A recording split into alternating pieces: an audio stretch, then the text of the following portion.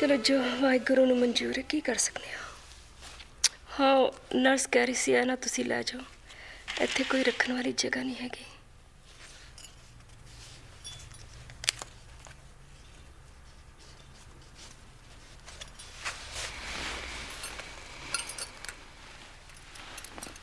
Cubicle 2, pissed, fell out of a tree, wife's left him. Cubicle 3, cut by flying glass, not pissed, possible lesbian love triangle. What, are you on this weekend as well? Having to cover for the housemaid off sick. No locum, of course. Tonight will be my third sleepless in a row. Liz, this one's for you, I'm afraid. Left-sided stroke. Have a coffee, they'll be all right for half an hour. Find which time the next one will be here. I'm afraid I'm just going off duty. Me too, miss. Sorry to drag you away from Julie. No problem. Do you know the difference between a nurse and a turd? At least after you've laid a turd, it doesn't follow you around all day. You do. Mrs. Gore, this is the surgical doctor I said I'd asked to see you. Hi, Mr. Smedley. Clinically, there's peritonism. Erect chest shows no free gas. Plain abdos NAD. Right, let's have a look. After this amount of time, I'm afraid there's no hope of recovery. I'm sorry.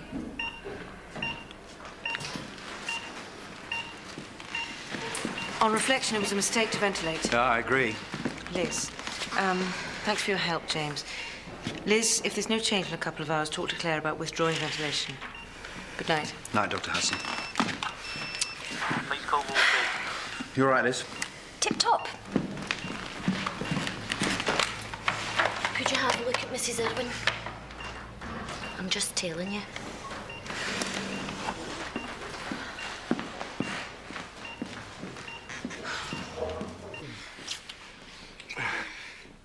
Mitral stenosis. Loud. First, heart sound. Low, rumbling. Mid, diastolic. Murmur. What are you on about? I used to think about football. It's too stimulating. Now I think about medicine. Instead,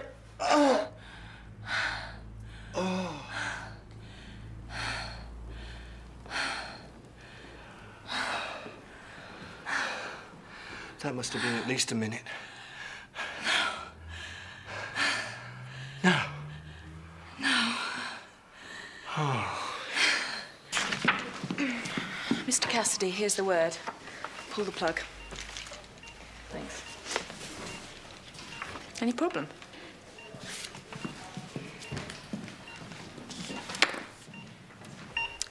I'm going to turn the machine off now. Would you all like to be with him? Yeah.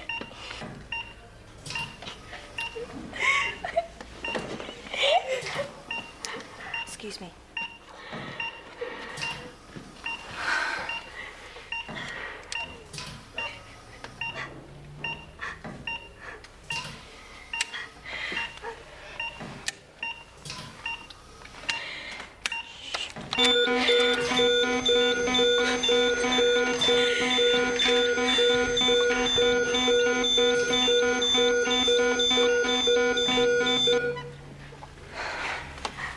My chap, can he have a saline IVI 1 in 6, 1.5 of Kev, 500 of Met? Yeah. Julie? Not here. No. Claire, your lady on Crippen ward, have you bothered to examine her in the 2 days that you've had her? Any medical student could have diagnosed her peritonitis. That's why I only needed to contact you instead of someone more competent.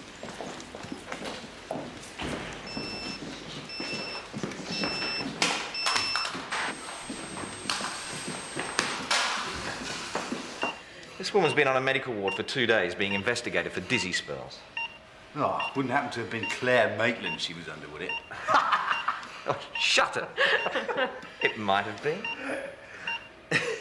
She's right, you are Barry Bitter. I'm not. I think I'm being very victim mature about the whole thing. Yeah, and what about Julie? Don't be Dr. McCoy about it. All right, I like her a lot. Yeah, but not as much, right? Look, my position here has always been temporary. The way I see it, I'm just passing through. Doesn't make sense for me to get involved with anybody, including you. Yeah, but they're bound to renew your contract, right? I guess. You can wake up now, Culwinder. Enough lazing around at our expense. Mrs. Kaur? Mrs. Kaur? There's no holiday camp, you know. Colwinder. Scissors! Yeah. She's not coming out of it.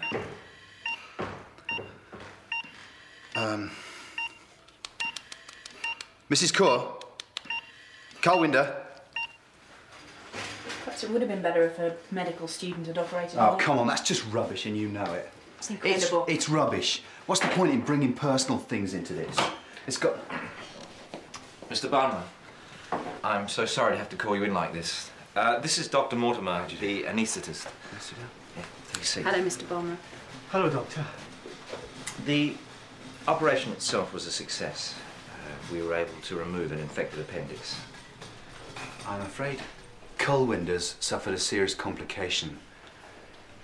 Your wife's in a coma, and a brain scan indicates that she's suffered extensive stroke. Do you want to come through and see her?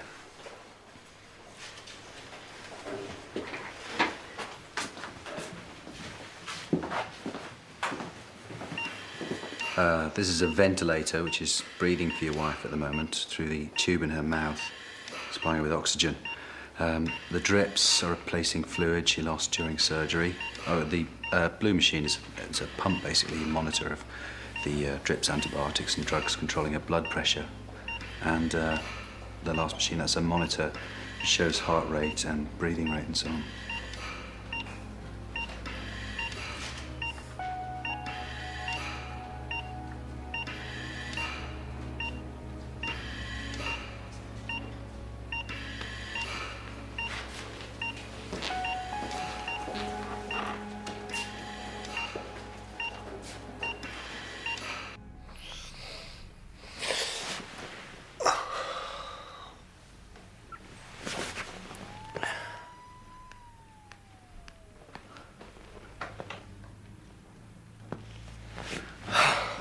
Whoa. The times, they are a-changing.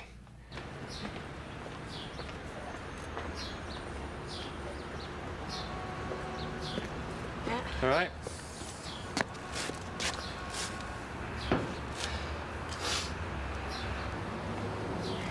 Play cricket. Of course. Mum won't take me. She sees it's boring. Will you take it? I don't think your mother would like that. Why? She just wouldn't. All right. Ask her. The boy has his heart set on it. Yeah, something tells me he's not going to take no for an answer. I won't say a word about being his father, I promise. Just a friend of the family, taking the boy to see the match. Well, I don't seem to have any choice. He'll disinherit me if I say no now. Mr. Brum. Oh, please, don't get up. She's still in a coma, Gertie. She's taken a few breaths on her own without the machine, however. That's good, isn't it? It's only a small sign of recovery. If we were to switch the ventilator off, she wouldn't survive. Why don't you go home for a few hours, get some sleep? There is not even a hint of negligence on James's part. Just keep him away from my patients. Adrian de Vries, consultant surgeon looking after your wife. Good morning, Doctor. You two make a great pair. Continue, Cap and Matt, unless we grow anything unusual. Mr. de Vries? Blepharospasm. Sometimes the eyelids do flutter. Doesn't look like blepharospasm to me. Mrs. Kaur, can you stop blinking, please?